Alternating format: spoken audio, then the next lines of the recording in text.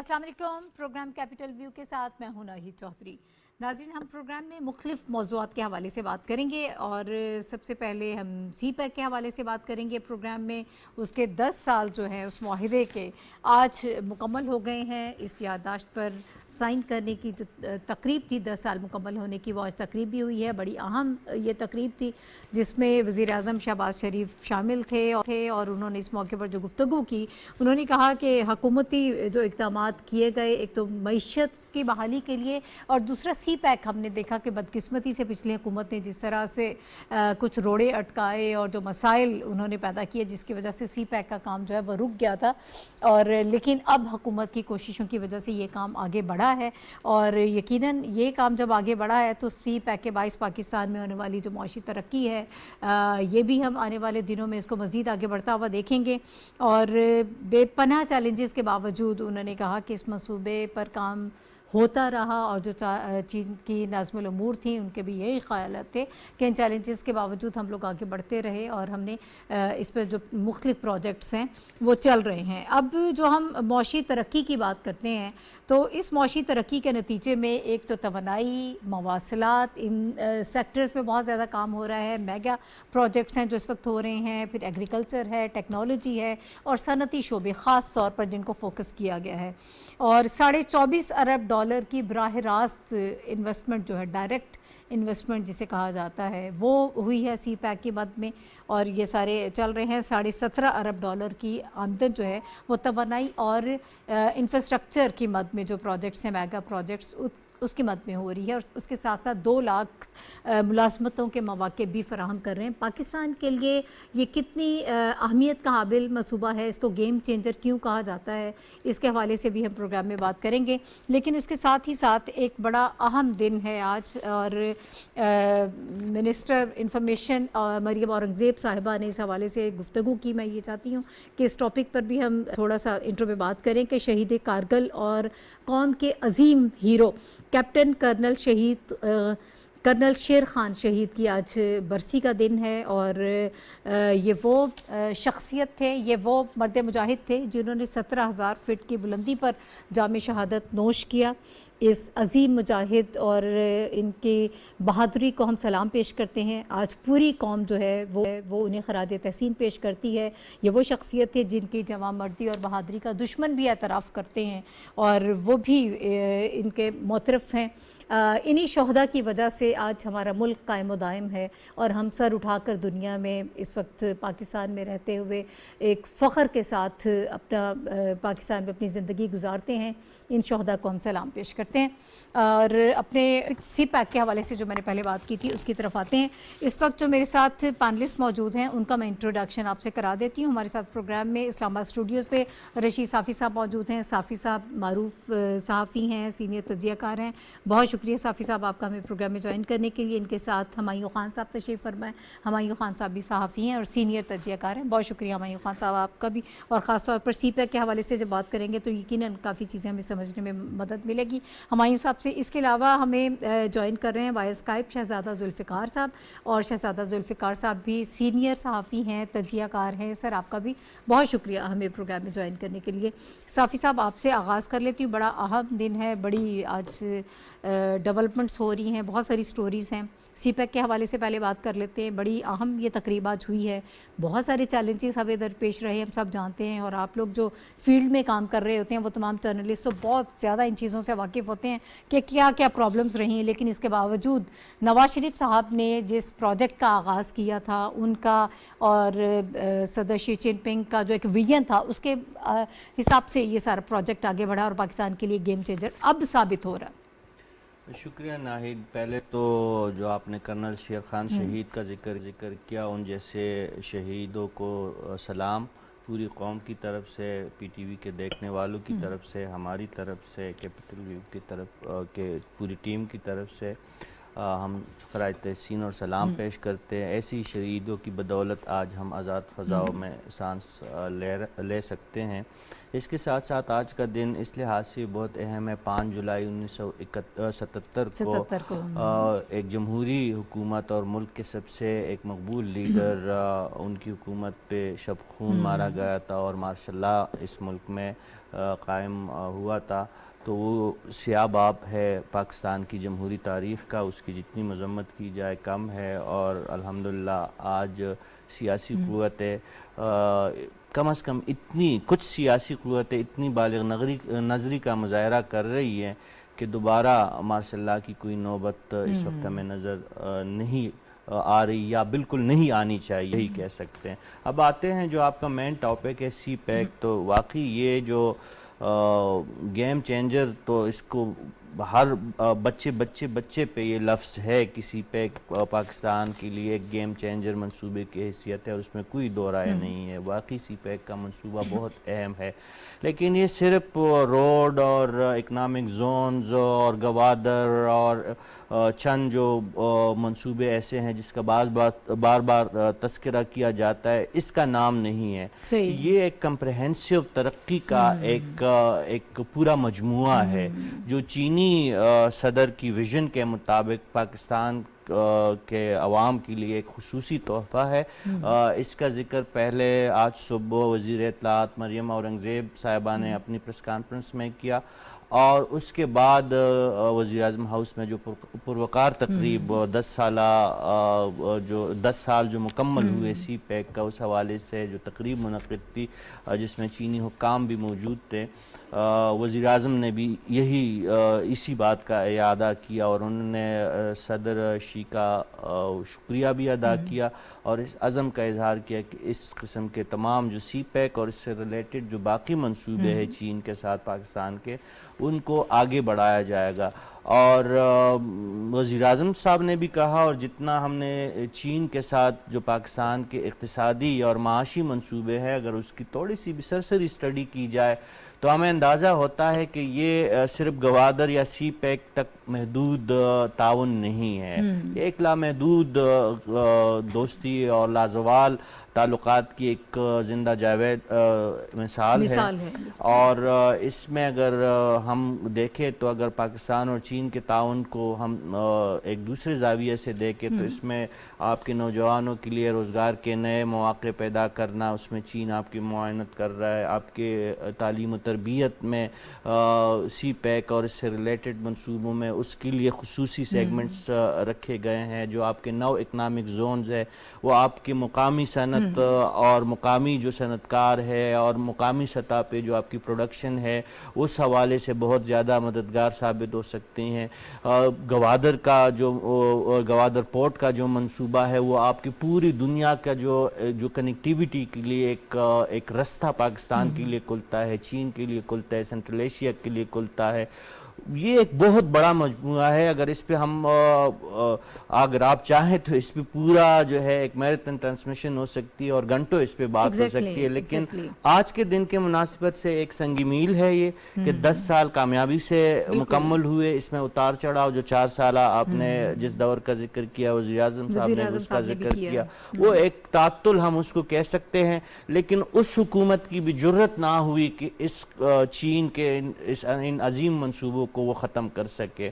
تو الحمدللہ یہ منصوبے ابھی قائم ہے, اور ہمیں یہی توقع ہے کہ یہ تکمیل کے مراحل میں جلد از جلد داخل ہو, تاکہ لوگوں کو اور عوام کو اس سے براہ راست فائدہ لینے میں وہ آسانی ہو, اور عوام کو عملاً پتہ چلے کہ یہ منصوبے اس پہ نواز شریف, شہباز شریف صاحب, آصف علی زرداری صاحب اور باقی جتنی بھی قیادت ہے ماں سوائے ایک جماعت کے, اور اس جماعت میں بھی چند لوگوں کے سوا پورا پاکستان اس بات پہ متفق ہے کہ چین کے ساتھ جتنے بھی اقتصادی منصوبے ہیں ان کی جلد از جلد تکمیل ہونی چاہیے. ٹھیک ہے. اچھا ہمایوں خان صاحب, مریم اورنگزیب صاحبہ نے آج فرمایا کہ اس منصوبے نے پاکستان کو 2013 سے لے کر 2018 تک, وہ کہتی ہیں کہ ہر شعبے میں ترقی دینے کا کردار ادا کیا ہے.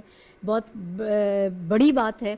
اور جس طرح سے صافی صاحب یہ کہہ رہے ہیں کہ کوئی 1-2 چیزیں, 2-4 پروجیکٹس اس میں نہیں ہیں, اس میں تمام تر ایسی چیزیں ہیں کہ جس میں پوری پاکستانی قوم کو آگے بڑھانے کے لیے اور ہر شعبے میں ان کی پروجیکشن کے لیے، پروگریس کے لیے بڑا اہم کام کیا جا رہا ہے. پھر احسن اقبال صاحب تو زراعت، ٹیکنالوجی، صنعتی شعبے کی بھی بات کر رہے ہیں. میں نے انٹرو میں بھی بتایا تھا کہ $24 ارب کی اس میں ڈائریکٹ انویسٹمنٹ ہے. پھر اس میں 2 لاکھ ملازمتوں کے مواقع بھی موجود ہیں. تو بڑا زبردست قسم کا یہ اوور آل سی پیک کا جو پروجیکٹ ہے، جو منصوبہ ہے، پاکستان کے لیے بہت اہم ہے. جی ایبسولوٹلی، اس میں کوئی دو رائے نہیں. ابھی رشید صاحب نے جس طرح کہا کہ آج اس کی سمبولک سگنیفیکنس یہ ہے کہ 10 سال پورے ہونے گئے اور اس کی ایک بڑی سیلیبریشن بھی منائی جا رہی ہے. احسن اقبال صاحب کو ہیرو آف اس کا بھی انہوں نے جو ہے پچھلی ایک تقریب میں خطاب دیا گیا. Former prime minister Nawaz Sharif اور پریزیڈنٹ شی جن پنگ نے یہ دستخط کیے تھے مختلف منصوبوں پہ. پہلے یہ 46 بلین کے قریب تھا اور پھر یہ 60 بلین اور اب اس کو 100 بلین سے زیادہ کا جو ہے وہ کہا جا رہا ہے کہ اس کی انویسٹمنٹ ہوگی. ابھی تک اگر آپ اس کا ایک تقابلی جائزہ لیں تو جس طرح رشید صاحب نے کہا، سی پیک چائنا پاکستان کے جو لازوال دوستی ہے اس کا ایک حصہ ہے. بالکل بہت بڑا پروجیکٹ ہے اور یہ اس وقت پاکستان میں انویسٹمنٹ آئی جس وقت پاکستان کی جی ڈی پی کو ایک شدید جو ہے 2 سے 3 جو اس کی فیصد ہے وہ نقصان ہو رہا تھا، کیونکہ ہمارے پاس انرجی اور انفراسٹرکچر کی کمی تھی اور اس وقت دہشت گردی کی ایک پوری لہر خطے میں تھی. تو چائنا پاکستان کا وہ واحد دوست ہے جس نے اس وقت بھی اس کا ہاتھ بڑھ کے پکڑا اور انہوں نے انویسٹمنٹ کی. ان سالوں میں ابھی تک آپ کو میں چند تھوڑی سی اس کی جو ہے چیزیں بتا دوں کہ کم از کم 1,25,000 کے قریب جو ہے ابھی تک اس میں جو ہے لوگوں کو نوکریاں مل چکی ہیں. گوادر کے اندر ایک تاثر یہ پایا جاتا ہے کہ باہر سے شاید وہ وہاں پہ کوئی کام کریں. 95% پاکستانی وہاں پہ ہیں جو کام کر رہے ہیں. 10,500 میگا واٹ کے قریب بجلی جو ہے وہ ہمارے گریڈ میں شامل ہو چکی ہے اور وہ ایک بہت بڑا وہ ہے. پاکستان کی اس وقت انسٹال کیپیسٹی جو ہے ہماری ضروریات سے اب زیادہ تک انسٹال ہو چکی ہے. اس کے علاوہ بھی چند دن پہلے ہمارے جو منسٹر ہیں ان کے انرجی کے خرم دستگیر صاحب، انہوں نے جو ہے مٹیاری سے لاہور ہائی ڈیفینیشن جو ہے وہ وولٹیج وہ لائن ہے 600-800 کچھ کلومیٹر کی، اس کا افتتاح کیا.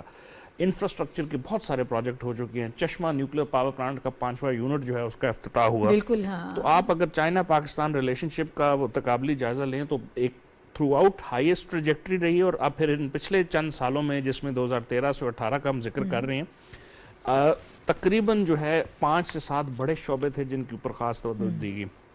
انرجی، انفراسٹرکچر، ٹیلی کمیونیکیشن لائن جس میں فائبر آپٹکس ہماری خنجراب سے جو ہے وہ کراچی تک جو ہے وہ بچھا دی گئی. پھر پاکستان جو ہے انٹرنیشنل سسٹم، پہلے ہم جی پی ایس کا حصہ تھے، اب ہم چائنیز نیویگیشن سسٹم کا حصہ بننے جا رہے ہیں. اس کے علاوہ مختلف نوکریاں. تو یہ ایک ایسا agriculture, socio economic development, poverty alleviation. تو میرا خیال ہے کہ اب دوبارہ آ کے اور اب ہم اس کی چونکہ سیکنڈ فیز میں داخل ہو چکے ہیں جس میں اسپیشل اکنامک زونز کا بھی رشید صاحب نے ذکر کیا. 9 جو ہیں وہ زونز ہیں جس میں سے 3 کے اوپر بڑی تیزی سے کام کیا جا رہا ہے، بلکہ 4. گوادر ہے، دھابے جی ہے، اس میں فیصل آباد انڈسٹریل زون ہے اور رشکئی جو ہے. اور پھر یہ وہ ہیں جس پہ اس وقت کام کمپلیٹ ہو چکا ہے ان سینس کہ اس کی گراؤنڈ لیئنگ جو ہے وہ ہو چکی ہے. اب بڑی حد تک وہاں پہ کمپنیز آ کے اپنے اپنے پلاٹس لے رہی ہیں اور 1 ونڈو آپریشن جو ہے اس کا ہونے جا رہا ہے. پھر چائنا کی جو پاکستان کی اس کے علاوہ جس طرح انہوں نے کہا کہ اتنے بڑا وہ ایریا ہے، اگر ہم اس کے اوپر پورے چند پروگرام بھی کریں تو شاید ہم نہ کر سکیں. لیکن ہیونگ سیڈ دیٹ میرا خیال ہے کہ پاکستانی عوام نے اپنی چینی بھائیوں کا یا اپنی چینی جو گورنمنٹ ہے جتنا ہم ان کا شکریہ ادا کریں کہ جس مشکل وقت میں انہوں نے ہمارا ساتھ دیا. اور پھر ہماری لیڈرشپ کا ویژن بھی تھا کہ جب اور کوئی ملک نہیں آ رہا تھا تو 2013 میں چائنا کی طرف رجوع کر کے ان کو واپس لایا گیا. بالکل اسی کا جو ابھی انہوں نے 5 جولائی کا ذکر کیا ذوالفقار علی بھٹو صاحب، ان کو بھی سہرا جاتا ہے کہ انہوں نے لوکنگ ایسٹ پالیسی کا کیا تھا جب وہ اپنی گورنمنٹ میں تھے. اور پھر former prime minister Nawaz Sharif نے جب وہ آئے تو انہوں نے بھی چائنا کی طرف دوبارہ رخ کیا جس سے پاکستان کی ترقی میں دوبارہ جو ہے اضافہ ہونا شروع ہوا. ٹھیک ہے. شہزادہ ذوالفقار صاحب کی طرف آؤں گی. مختلف سیکٹرز ہیں اور پھر پبلک کے لیے اس میں جتنا فائدہ ہے، ان کی زندگی بہتر بنانے کے لیے، ان کی جابس کے لیے، یہ کافی چیزیں ہم نے ڈسکس کر لی ہیں. اب ذرا تھوڑا سا ریلیشن شپ کے حوالے سے بات کر لیتے ہیں. یہ سی پیک ایک ہمارے لیے یقیناً گیم چینجر ہے اور جتنی اہمیت ہمارے لیے شاید چائنا کے لیے اس کی اتنی نہیں ہوگی کیونکہ اس وقت ہمیں زیادہ ضرورت ہے. بیرونی طور پر بھی بہت سی سازشیں رہیں، بہت پروپیگنڈا کیا جاتا رہا. بدقسمتی سے اندرونی طور پر بھی ہمارے ہاں کچھ ایسے مسائل رہے کہ اس میں کچھ سالوں کے لیے تعطل آیا، کام آگے نہیں بڑھ سکا.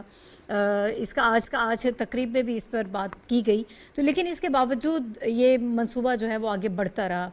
اب اگر بلوچستان کے حوالے سے میں اسپیسیفکلی آپ کی رائے جاننا چاہوں کہ اس میں آپ کتنا فائدہ مند اس کو دیکھتے ہیں جاب کریشن کے حوالے سے، پھر ہم کہتے ہیں کہ بلوچستان کو ہم نے مین سٹریم میں لے کر آنا ہے، لوگوں کو آگے لے کر آنا ہے، تو ان کے لیے کیسے گیم چینجر ہے یہ؟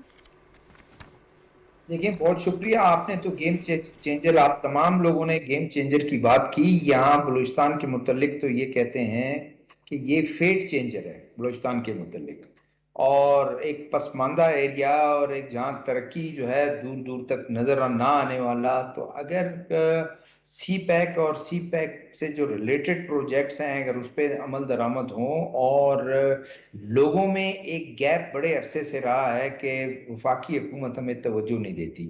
یہ 2013 میں پرائم منسٹر اس وقت کے نواز شریف صاحب تھے. نواز شریف صاحب جو ہے وہ یہی بات کرتے تھے کہ ہم نے بلوچستان کے لوگوں کو ساتھ لے کے چلنا ہے، ان کے دکھ میں ساتھ. ان کی جو بہت عرصے سے کمپلینٹس ہے کہ سینس آف ڈیپریویشن اس کو ختم کرنا ہے. یہی وجہ ہے کہ انہوں نے 2013 میں ڈاکٹر مالک صاحب، باوجود اس کے کہ نون لیگ کی اس وقت میجورٹی تھی، وہ اپنے آرام سے ڈاکٹر مالک اور پشتونخوا پارٹی کو ساتھ ملا کے اپنی حکومت قائم کر سکتے تھے، لیکن انہوں نے کہا نہیں. یہاں کے جو قوم پرست ہیں وہ زیادہ یہاں کے معاملات کو زیادہ سمجھتے ہیں، وفاقی حکومت کی پوری سپورٹ ہوگی اور وہ مل کے حکومت چلائیں گے، اور وہ ترقی کی اس دوڑ میں بلوچستان کو ایٹ پار لانے کی کوشش کریں گے، جو ڈیولپ ایریا کے ساتھ اس دوڑ میں شامل کریں گے. تو یہ ایک سی پیک کا جتنا آپ دیکھیں کہ جو بڑا حصہ جو اس کا روڈ کا ہے، وہ آپ اگر یوب اور دانسر اور یہ ڈیرہ اسماعیل خان سے ہوتا ہوا، یہ وہ ویسٹرن ونگ ہے جو بلوچستان کے لوگ یہ چاہتے تھے کہ جو ویسٹرن ونگ جو ہے اس کا وہ رہے، ورنہ چائنیز تو ایسٹرن اس پہ جو ہے وہ آپ کا صحیح. اچھا سر، میں واپس آؤں گی، ایک بریک مجھے لینا ہے، اور جو بلوچستان کے لوگوں کا آپ نے کہا جو خیال ہے شاید کچھ لوگوں کا ہوگا، اس پر بھی مجھے بات کرنی ہے، لیکن ایک بریک کے بعد. ہمارے ساتھ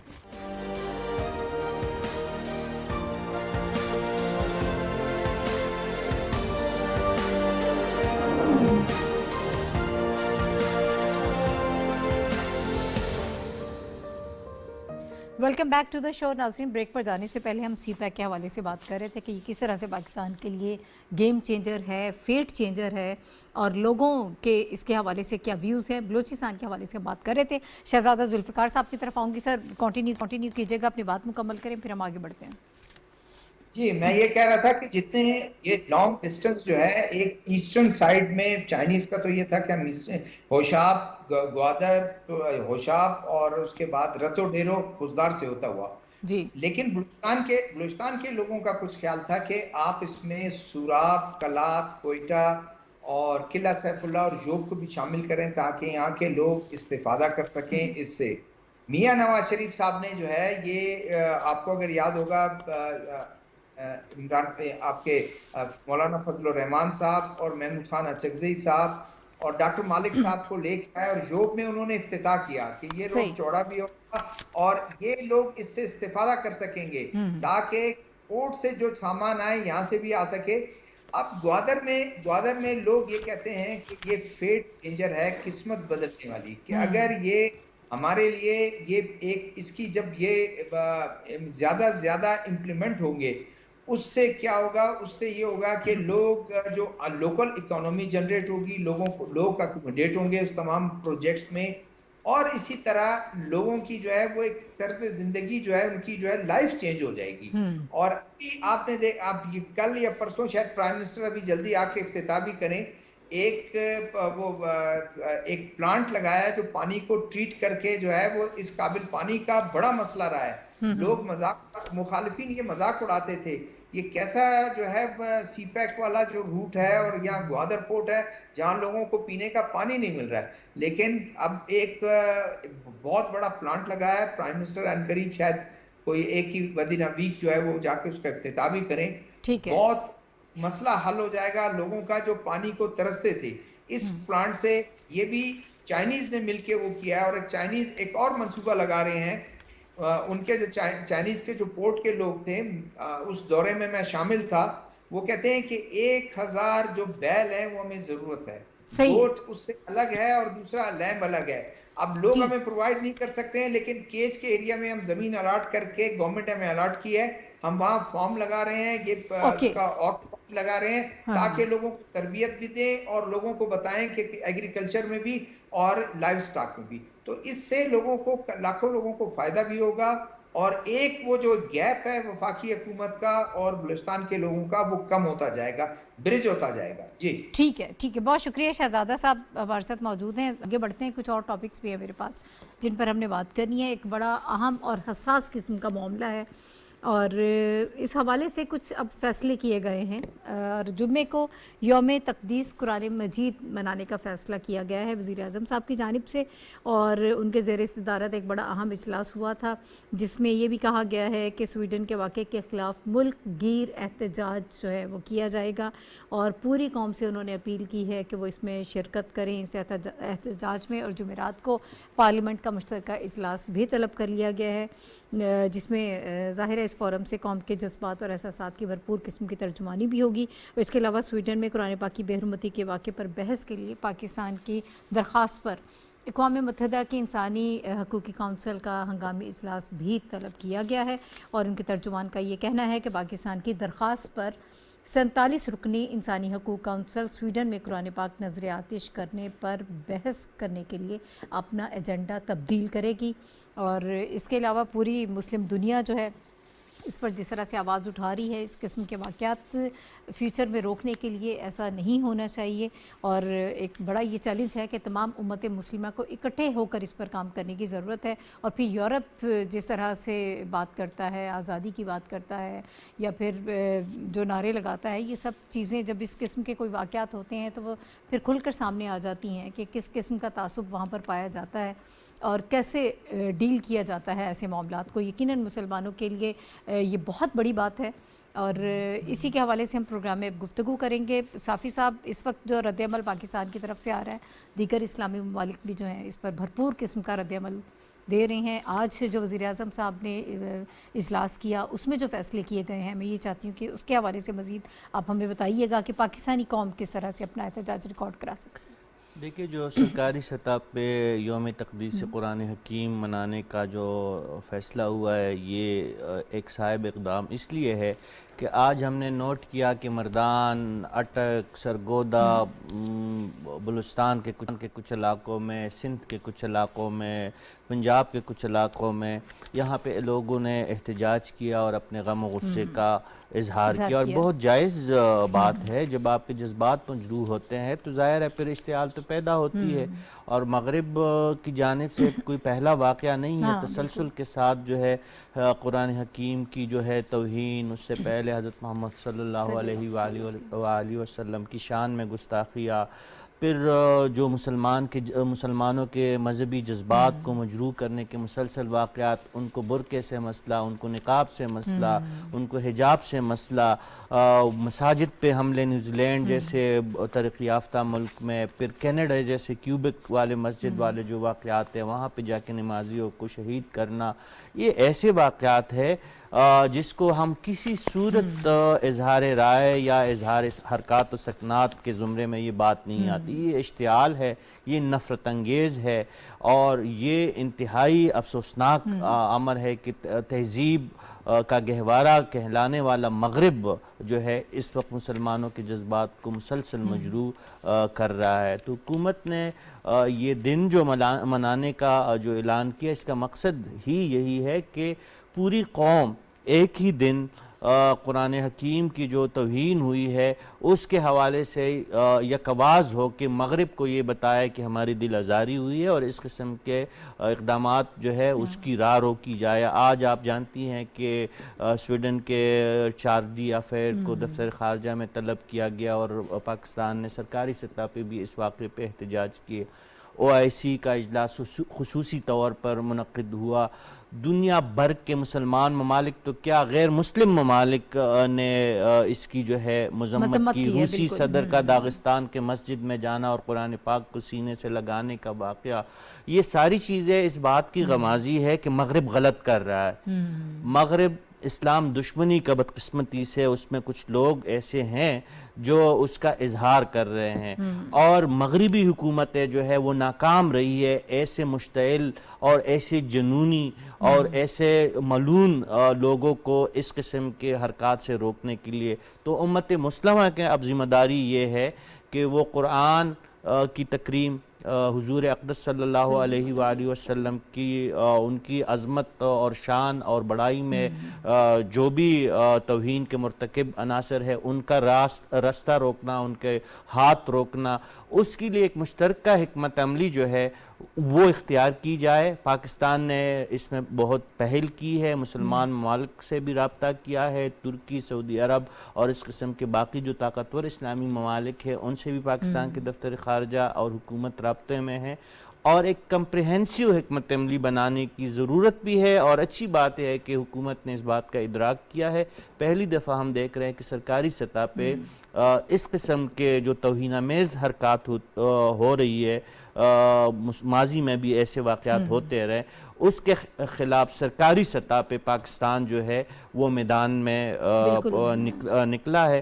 تو ہمیں یہی امید کرنی چاہیے، اور یہ بات مغربی ممالک کو ضرور ذہن میں رکھنی چاہیے، اگر اس قسم کے واقعات کا رستہ نہیں روکا گیا تو مسلمانوں کے جذبات کو پھر کنٹرول کرنا بہت مشکل ہو جائے گا۔ وہ اس کے لیے پھر جو آلریڈی ہم ٹیگ ہے اور مسلمانوں پہ جو الزامات لگائے جا رہے ہیں، بنیاد کچھ الزامات سارے حقیقت پہ نہیں ہیں۔ اسلامک فوبیا آپ کو پتہ ہے کہ ایک ٹرم، مغرب کی ذمہ داری ہے کہ اب وہ تحریر اور تقریر کی آزادی کے نام پر مذہبی جذبات سے مسلمانوں کے مزید نہ کھیلیں۔ ٹھیک ہے ہمایوں صاحب، اسلامک فوبیا ختم کرنے کے لیے مغرب کے ذہنوں کو جھنجھوڑنا بہت ضروری ہے، اور یہ وقت کی بڑی اہم ضرورت بھی ہے۔ اس وقت ہم جو اقدامات کر رہے ہیں، باقی امت مسلمہ جو اقدامات کر رہی ہے، تو آپ یہ سمجھتے ہیں کہ یہ ہماری اسٹریٹجی ٹھیک ہے، مزید اس کو تیز کرنے کی ضرورت ہے؟ کیونکہ یہ واقعات رک نہیں رہے ہیں، کچھ عرصے کے بعد پھر ایک نیا واقعہ ہو جاتا ہے، اسی قسم کی چیزیں ہو رہی ہیں۔ دیکھیں، یہ انتہا پسندی جو ہے دنیا میں مختلف جگہوں پہ جو ہے وہ بڑھ رہی ہے، اور پرٹیکولرلی جو ہے اسلام کے خلاف جو نفرت آمیز گفتگو ہوتی ہے یا جو رویے ہم نے دیکھے ہیں دنیا کے مختلف جگہوں پہ، وہ اس کے اندر ایک شارپ رائز آیا ہے۔ اس کا ایک ریزن تو رشید صاحب نے بتا دیا کہ وہاں پہ آزادی اظہار رائے یا اپنی جو بات کو کرنے کی جو ایک پرائیورٹی دی جاتی ہے، لیکن اس میں یو این کے بھی چارٹر موجود ہے، انٹرنیشنل بہت سارے ایسے کنونشن ہیں جس میں کسی بھی مذہب کی توہین جو ہے اس کو ایکسیپٹ نہیں کیا جاتا، اور اب تو ایک لیڈ پرنسپل بھی بن چکے ہیں۔ پرائم منسٹر نے اپنی جو کل ایس سی او کی تقریر تھی اس کے اندر بھی اسپیشلی اس چیز کا ذکر کیا، ایس سی او کا ذکر کیا، جو بڑھتا ہوا جو ہے زینوفوبک جو رویہ ہے مختلف ممالک میں اس کا کیا، پھر ریلیجس مائنورٹیز کا کیا۔ ہمارے ساتھ ہمسایہ ممالک جو کہ دنیا کی اپنی طرف سے ایک سب سے بڑی جمہوریت ہے، وہاں پہ ہم نے دیکھا کہ مسلمانوں کے ساتھ اسپیشلی کشمیر کا واقعہ آپ لے لیں، پھر فلسطین کا واقعہ لے لیں، ایسے بہت سارے۔ اب یہ وہ چیزیں ہیں جو اس چیز کی طرف اشارہ کرتی ہیں کہ جو انٹرفیتھ ہارمنی ہونی چاہیے تھی، یا جو بین المذاہب جو آپس میں ہم آہنگی بنانے کی کوششیں ہونی چاہیے تھی، وہ نہیں ہو رہی۔ صحیح ہے۔ کیونکہ ہم نے دیکھا کہ مسلمانوں کے مختلف ممالک پہ اگر آپ اس وقت دنیا کو دیکھ لیں، عراق دیکھ لیں، یمن دیکھ لیں، سیریا دیکھ لیں، بہت ساری جگہ پہ ایسی ہیں جس میں وہاں پہ جو ہے اٹیکس ہو رہے ہیں یا جنگیں چل رہی ہیں۔ تو سم ہاؤ پولیٹیکل اسلام کا ایک سہارا لے کے اس کے خلاف جو کوششیں ہیں، اور یہ ویسٹ نے کی ہیں، اور اچھا ویسٹ کو بھی ہمیں ایک نہیں دیکھنا چاہیے۔ ویسٹ کے اندر بھی بڑے اچھے لیڈر ہیں، ابھی جس طرح ذکر کیا انہوں نے نیوزی لینڈ کا یا جو کینیڈا کا، ان کی جو پرانی پرائم منسٹر تھیں وہ انہوں نے بڑا کھل کے جب وہاں پہ مسجد کا ہوا تو انہوں نے سب سے پہلے اس کو کنڈیم وہ کیا۔ خود گئی ہیں وہاں پر لوگوں سے، جسٹن ٹروڈو کا پرائم منسٹر کا دیکھتے انہوں نے کیا، اور ایسے اور ویسٹرن لیڈرز بھی ہیں۔ لیکن ایک جو اسٹریٹجی، ابھی آپ کا سوال تھا کہ ہمیں کوہیسو اسٹریٹجی چاہیے، تو ہمیں چاہیے کہ نہ صرف او آئی سی کے پلیٹ فارم سے، نہ صرف جو ہے یونائٹڈ نیشن کے پلیٹ فارم سے، بلکہ انڈیویجولی ہر کنٹری میں جو مسلمان ممالک ہیں، ایک تو وہ بھی اپنے رویوں سے بتائیں کہ ہم جو اسلام اٹس اے پیسفل ریلیجن، یہ بڑا ایک پریکٹیکل اپروچ کے تحت۔ دوسرا پھر یہ جو ڈپلومیٹک کوشش ہیں یہ ہر لیول پہ ہونی چاہیے۔ میرا خیال ہے گورنمنٹ آف پاکستان نے اب جس طرح ہم جمعے والے دن اس کو پوری قوم یکجا ہو کے اس کو جو ہے یوم تقدیس قرآن جو ہے وہ دن منا رہی ہے، تو یہ ایک سمبل جائے گا ویسٹ کے آگے کہ دنیا کی 5ویں بڑی طاقت پاکستان کا میں ذکر کر رہا ہوں، نیوکلیر کیپیبل کنٹری، اگر وہاں سے ایسی باتیں، پھر سعودی عربیہ، U A E, Malaysia, Turkey, یہ سارے مل کے اگر یہ باتیں کریں گے، میرا خیال ہے اس کا بڑا اثر پڑے گا، اور یہ it's a good move from the Pakistani side. ٹھیک ہے، شہزادہ صاحب کی طرف آؤں گی. مذہب کے حوالے سے یا مقدس ہستیوں یا عقائد کے حوالے سے جو اس قسم کی حرکتیں کی جاتی ہیں، جو اذہان اس میں شامل ہوتے ہیں، کیا یہ پوری دنیا کے امن کے لیے خطرہ نہیں ہے؟ کسی ایک مذہب کو آپ نے ٹارگٹ کیا ہوا ہے، تو یہ جب ایسے ذہن مزید آگے بڑھتے ہیں تو یہ پوری دنیا کو برباد کرتے ہیں. کیا اس بات کو آگے سمجھا جائے گا، اس بات کو آگے لے کر چلا جانا چاہیے؟ اور پوری دنیا کی جب ہم بات کرتے ہیں انٹرنیشنل کمیونٹی کی، اس کی انڈرسٹینڈنگ اگر اس لیول پر جائے تو یقیناً پھر یہ اس قسم کی چیزیں خاص طور پر رک سکتی ہیں. دیکھیں، میں سب سے پہلے لوگ تو یہ سمجھنے سے قاصر ہیں، یہ ایک انڈیویجول اگر یہ کام کرتا اور یہ چلیں ہم اس کو کہتے ہیں کہ ایک پاگل آدمی، اس کا ذہن معوف ہے، کورٹ اجازت دیتی ہے، کورٹ اس کو اجازت دیتی ہے کہ کیا دنیا کا کوئی قانون، دنیا کا کوئی مذہب، دنیا کا کوئی آپ روایت، اس کی ٹریڈیشن یہ اجازت دیتی ہے کہ آپ کسی دوسرے کو ہرٹ کریں، کسی دوسرے کی فیلنگ کو ہرٹ کریں؟ کوئی اجازت نہیں دیتا. میں تو یہ سمجھتا ہوں کہ یہ عجیب سی بات ہے. ایک سویلائز ورلڈ جو اپنے آپ کو بڑا، سویڈن کی اگر آپ اس کو وہ دیکھیں کہ آج وہ دنیا کا صف اول کا ہیومن ڈیفینڈر اپنے آپ کو کہتا ہے.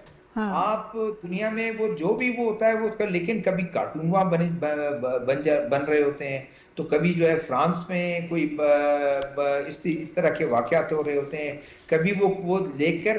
یہ اس وقت سب سے زیادہ مسلمانوں کو ضرورت ہے کہ وہ پیشنس کا مظاہرہ کر کے اور اپنے فیلنگ پوری دنیا میں پہنچائیں کہ جو کچھ ہو رہا ہے غلط ہے. کیونکہ میں یہ سمجھتا ہوں کہ غلط کو غلط کا جواب آپ نہیں دے سکتے ہیں. کوئی ایسا نہیں ہے کہ کوئی یہ سمجھے کہ اس نے یہ کام کیا ہے تو اس کے مذہب کسی مذہبی کتاب کو یا جائز قرار دیں ہم اس کو. جی اس کی جو ہے، میں سمجھتا ہوں جلانا تو بہت دور کی بات کہ اس کی بے حرمتی کی جائے. ہوتا یہی ہے کہ ہمارے مذہب نے ہمیں یہ سکھایا ہے کہ آپ دوسرے کے مذہب کا احترام کریں، دوسرے کے عقائد کا آپ احترام کریں.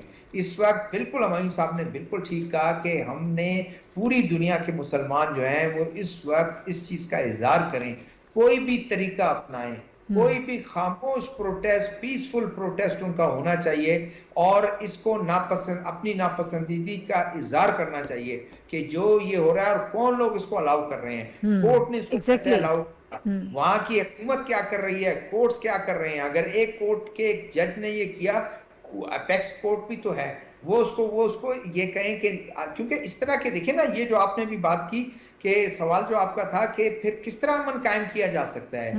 ایک طرف لوگ جو ہیں وہ مسلمان کے ان ممالک کو تانے دیتے ہیں کہ جو فلسطین میں مظالم ڈھائے جا رہے ہیں، جو کشمیر میں مظالم ڈھائے جا رہے ہیں. کیا مجھے بتائیں کہ اس کا بدلہ یہ ہو سکتا ہے کہ ہم کسی یہاں پر جو ہے کسی ہندو کو جو ہے اس کو جو ہے نقصان پہنچا کے ہم کہیں کہ ہم نے بدلہ لے لیا، یا کسی جیوز کو؟ نہیں، یہ ہمیں سمجھنا چاہیے. لیکن اقوام عالم جو ہے، یو این کا بہت بڑا اس وقت رسپانسبلٹی اس کی بنتی ہے، اور او آئی سی کو ڈسکس کرے گی، اور میرے خیال اپنے ڈسپلیجر کا اظہار بھی کرے گی. اس ڈسپلیجر کا اظہار ساری دنیا میں دور دور تک پہنچنا چاہیے، تاکہ کسی کو یہ ہمت نہ ہو کہ فرانس میں کبھی کوئی اس طرح کی چیزیں ہو رہی ہیں، سویڈن میں کوئی اس طرح کی چیزیں ہو رہی ہیں، یا کینیڈا میں کوئی اس طرح کی چیزیں ہو رہی ہیں. ٹھیک ہے سر، آپ کا پوائنٹ آف ویو آ گیا، اور یہ ظاہر ہے کہ اتنا اور اتنا وسیع ٹاپک ہے کہ اس پہ ہم کچھ وقت میں بات مکمل نہیں کر سکتے ہیں. بار بار اس پر بات کرنے کی ضرورت ہے، اور اسلاموفوبیا کو جس طرح سے ہم کاؤنٹر کرنے کی کوشش کر رہے ہیں وہ بھی ایک بہترین چیز ہے کہ بڑے پرامن طریقے سے ہم اپنا احتجاج ریکارڈ کراتے ہیں. لیکن اب اوور آل انٹرنیشنلی اس چیز کی انڈرسٹینڈنگ کی ضرورت ہے کہ اس قسم کے جو لوگ ہوتے ہیں، یا پھر اگر سرکاری سطح پر جو معاملات ہوتے ہیں، یہ بہت خطرناک ہے پوری دنیا کے لیے. ابھی آگے بڑھتے ہیں. آج مانسون کا چونکہ ایک آفیشیلی آغاز ہو چکا ہے اور بارشیں ہو رہی ہیں. لاہور میں جو بارشیں ہوئی ہیں بہت شدید قسم کی بارش لاہور میں ہو رہی ہے، اور بتایا یہ جاتا ہے کہ 1 درجن سے زائد علاقوں میں 30 سالہ بارش کا آج ریکارڈ ٹوٹا ہے. 10 گھنٹوں کے دوران 291 ملی میٹر بارش جو ہے وہ ریکارڈ کی گئی ہے، اور یہ 30 سال کا ریکارڈ ہے جو آج بریک ہوا ہے. اس سے پہلے بھی ہم اربن فلڈنگ دیکھتے آئے ہیں، اسلام آباد میں بھی ایسے واقعات انتظامات ہو جاتے ہیں. اور اب لاہور میں آج ہم نے یہ دیکھا ہے مانسون میں ظاہر انتظامات بھی کیے جاتے ہیں, لیکن کچھ کلائمیٹ چینج کی وجہ سے ایسی ان یوزول قسم کی سچویشن ڈیولپ ہو جاتی ہے کہ جس میں پھر بہت زیادہ پرابلمس آ جاتے ہیں. جتنے بھی آپ نے انتظامات کیے ہوتے ہیں وہ انتظامات ناکافی ثابت ہوتے ہیں, اور آج بھی اسی قسم کی صورتحال جو ہے وہ دیکھنے میں آئی ہے. ویدر پیٹرنس چینج ہو رہے ہیں, اس کی سب سے بڑی وجہ جو ہے وہ کلائمیٹ چینج ہے. لیکن اگر اسپیسیفکلی ہم بات کر رہے ہیں لاہور کے حوالے سے, تو پچھلی جو حکومت ہے اور بزدار صاحب کا جو دور رہا ہے وہ ہم سب جانتے ہیں کہ 4 سال میں لاہور کے لیے کیا ہوا. لاہور آگے نہیں گیا بلکہ بہت سارے کئی سال جو ہے وہ لاہور پیچھے چلا گیا. اور آج ہم نے اس کی مثال دیکھی کہ جب بارش ہوئی ہے تو اس کو کنٹرول کرنا مشکل ہو گیا, اور جتنے انتظامات کیے گئے تھے وہ ناکافی ثابت ہوئے. بہرحال جو وزیر اعلیٰ نگران وزیر اعلیٰ محسن نقوی صاحب ہیں وہ بہت متحرک ہیں. وزیر اعظم شہباز شریف صاحب نے بھی اس طوفانی بارش پر پنجاب حکومت کو فوری اقدامات کرنے کی ضرورت پر انہوں نے زور دیا, اور یہ بھی کہا ہے کہ فوری طور پر تمام ادارے جو ہیں وہ مل کر کام کریں. امدادی ٹیمیں جو ہیں ریسکیو 112 پی ڈی ایم میں اور میونسپل اور جو متعلقہ دیگر ادارے ہیں ان کو متحرک کیا گیا ہے اور لوگوں کی ہیلپ کرنے کے لیے روانہ کر دیا گیا ہے. صافی صاحب آپ کی طرف آؤں گی. جو انتظامات اب کیے گئے, اب ظاہر ہے کہ اس پہ کام ہو رہا ہے, لیکن پچھلی حکومت نے 4 سال میں ہم نے کیا کیا لاہور کے لیے؟ دیکھیں, ایک تو قدرتی آفات ایسی ہوتی ہے کہ اس کے سامنے بڑی بڑی حکومتیں بھی قدرت کی اس آزمائش کے سامنے بے بس ہو جاتی ہے. آپ کا اشارہ درست جانب ہے کہ انتظامی طور پہ اگر آپ پر وقت اقدامات اٹھائیں تو نقصانات کو کم سے کم کیا جا سکتا ہے, لیکن چونکہ قدرتی آفت ہے تو اس کو روکنا کسی کی بس کی بات نہیں ہے, اور یہ کوئی غیر متوقع بارش ہے بھی نہیں. اس کے بارے میں محکمہ موسمیات نے پہلے ہی سے آگاہ کر دیا تھا, تقریباً ہفتہ 10 دن پہلے ہی بتایا گیا تھا کہ اربن فلڈنگ کے شدید خدشات ہیں پاکستان میں. یہ لاہور پہلا نشانہ بنا ہے, اور کچھ انکنفرم رپورٹس ایسی بھی ہے کہ نصف درجن سے زائد اموات بھی لاہور شہر میں ہوئی, اور لکشمی کا علاقہ اور لکشمی کا علاقہ اور کینال روڈ کے آس پاس کے علاقے شدید متاثر ہوئے. لیکن میں بھی سن رہا تھا جو نگران وزیر اعلیٰ ہے پنجاب کے, ان کا کہنا تھا, ان کا یہ دعویٰ تھا کہ ہم نے کئی علاقوں میں ریسکیو بھی کیا ہے لوگوں کو, اور پانی نکالنے کا عمل کو بھی انتہائی تیزی سے مکمل کیا ہے. لیکن اب بھی کچھ علاقوں سے اطلاعات ہے کہ وہاں پہ پانی جمع ہے, اور جو دوسرا سپل جو آج رات ابھی تھوڑی دیر بعد کی جو پریڈکشن ہے, اللہ تعالیٰ اپنا رحم و کرم فرمائے. ہم تو یہی توقع کر رہے ہیں کہ انتظامیہ کی بس کی جتنی بات ہے اس سے اپنی بس سے بڑھ کے لوگوں کی اور آفات زدہ لوگوں کی مدد کی جائے. لیکن بلوچستان کے بارے میں بھی پی ڈی ایم اے کی اب رپورٹ یہی ہے کہ وہاں پہ بھی سپل داخل ہو چکا ہے, وہاں بھی کئی علاقے جو ہے وہ زیر آب آ سکتے ہیں. اسی طرح خیبر پختونخوا اور قبائلی پٹی میں بھی اس قسم کے فلڈنگ کے خدشات ہے, اور اندرون سندھ کے کچھ علاقوں میں بھی ایسی صورتحال ہو سکتی ہے. تو یہ جو کلائمیٹ چینج کا جو پاکستان کا ایک طویل جو ہم ایک رونا رو رہے ہیں سرکاری سطح پہ بھی, اور آپ کے پروگرام میں بھی کئی مرتبہ ہم اس جانب اشارہ کر رہے ہیں کہ پاکستان کو صرف ایک قسم کی قدرتی آفت کا سامنا نہیں ہے, موسمیاتی تبدیلیاں ہے, بارشیں ہیں, پھر یہ اربن فلڈنگ ہے, پھر جنرل فلڈنگ ہے, پھر آپ کے ارتھ کوئکس ہے, اس کے ساتھ ساتھ آپ کے گلیشیئر پٹنے کے جو واقعات ہے, آپ کا جو سی لیول کا اٹھ جانا وہ ایک مسئلہ ہے, سائیکلونز کے مسئلے ہیں.